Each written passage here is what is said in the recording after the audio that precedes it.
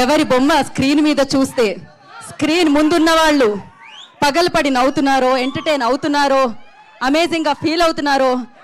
So తరాలు మారినా నేను మాత్రం జెన్జీగా ఉంటాను. పాజ్ బటన్ నొక్కాను అంటే అక్కడే ఆగిపోయినా, అప్డేట్ అవుతూ వస్తున్నా, ఐఫోన్లో అప్డేట్ అవుతూ వస్తున్నా మన నరేష్ విజయ్ కృష్ణ గారికి నేను ఒక మూన్ వాక్తో నేను చేయను, ఆయన్నే చేసుకుంటూ రావాల్సిందిగా. ఇప్పుడు స్కై వాక్ ఇప్పుడు వద్దు, రిలీజ్ తర్వాత చేద్దాం. హే భగవాన్ అనేలా ఏదో చేయండి మీరు. క్యాట్ వాక్ తర్వాత చేస్తాను, మీకు చూపిస్తాను.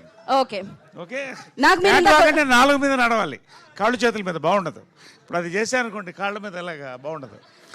కానీ మీరు ఇందాక ఒక ఫోజ్ ఇచ్చారు చూసారు, అది నాకు చాలా నచ్చింది. అది Grease John Travolta 1982. Over to you Naresh garu. Media వారికి, మా యూత్కి, జెన్సీకి గీతా భగత్తో పాటు ఎలాగో సుదర్శన్ అండ్ శ్రావణి అందరినీ పరిచయం చేశారు కాబట్టి, పరిచయం ఉన్న వాళ్ళైనా మళ్ళీ అందరినీ పరిచయం చేయకుండా. Thank you very much. నువ్వు బయట కనిపించు bro. The secret of my energy. Right.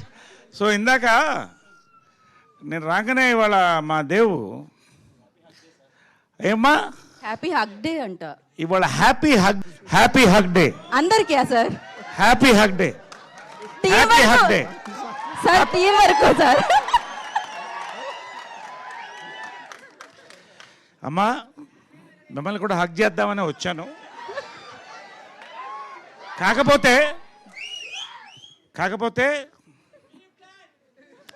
మీరిద్దరు కూడా చీరలు కట్టుకొచ్చారు. కొన్ని సంఘటనల తర్వాత, ఒక ఘటన తర్వాత చాలా మట్టుకు స్టేజ్ మీద చీరలే కట్టుకుంటున్నారు. కాబట్టి భారతీయ సంస్కృతి ప్రకారం మగవాళ్ళు ఆడవాళ్ళు హగ్ చేయకూడదు. కాబట్టి మీరిద్దరు హగ్ చేసుకోండి అమ్మా. హ్యాపీ హగ్ డే చెప్పండి. ఇది ఇక్కడి నుంచి చైన్ హగ్ ఇద్దాం అనుకున్నాక అక్కడ గీతా భగత్ ఉంది. అమ్మ నీ డ్రెస్సును కూడా భారతీయ డ్రెస్ కిందే పరిగణిస్తాం కాబట్టి అక్కడ ఎండ్ అవ్వకూడదు. కాబట్టి భారతీయత నీలో కనిపిస్తుంది. ఖచ్చితంగా ఇవాళ హ్యాపీ హగ్ డే నీకు దూరం నుంచి చెప్తున్నానమ్మా. మీకు అయిపోయిందమ్మా. యాక్చువల్గా మనోడు ఏం చెప్పాడంటే రేపు పెడితే బాగుండేది సార్ అన్నాడు. రేపు ఏం డే అన్న, కిస్ డే అన్నాడు. దుర్మార్గుడా. కాబట్టి ఇవాళ పెట్టడం మంచిదైంది. ఏదైనా కూడా అంటే ఓకే, ఒక రకంగా ఏంటంటే ఇవాళ మన సంస్కృతి ప్రకారం, సంస్కారం ప్రకారం ఈ సభను మొదలెట్టాను నేను. Correct sir. Okay. Happy hug day అని గౌరవిస్తూనే ఎవరెవరిని హగ్ చేయాలో వాళ్ళెవరికి హగ్ చేశాను.